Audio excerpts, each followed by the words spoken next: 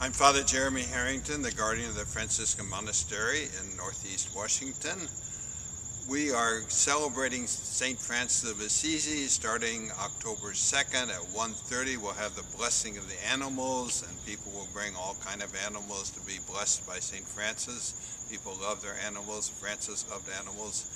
On October 3rd, we have the Transitus in the evening at 7 p.m., which we remember the dying of St. Francis, his death, passing to the next world. And on the next day, Tuesday at 5 o'clock, we'll have a Mass celebrating. But why is St. Francis so popular? Everybody loves St. Francis, people of all faiths, and they have statues in their gardens of St. Francis of Assisi.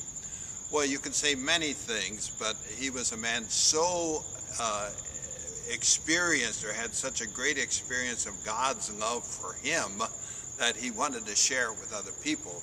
So he was a very kind person, kind, reverential to people, all kind of people, whether you were just somebody he met on the street, or the lepers who were sick, or you were a bishop, or wherever. His attitude was one of reverence, of kindness, and of course he was that way to animals, that he saw them as God's creatures, and he didn't want to dominate them or control them. He just appreciated people and was very reverential to them. You can even say he was kind. He called death Sister Death, because he saw death as his friend who was going to take him to the next life.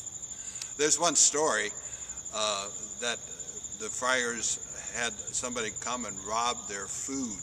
You remember, they begged food, and so they had this food ready to eat, and some guys came in and stole their food. Well, when St. Francis came back, they were all angry about this, complaining, and Francis said, gee, they must have really been hungry. They needed food. You know, you take this food and go find them and give them this food. Well, we find that hard to do, but it showed his attitude, that he saw the good in people and thought the best of them, and he was just a very kind, reverential person.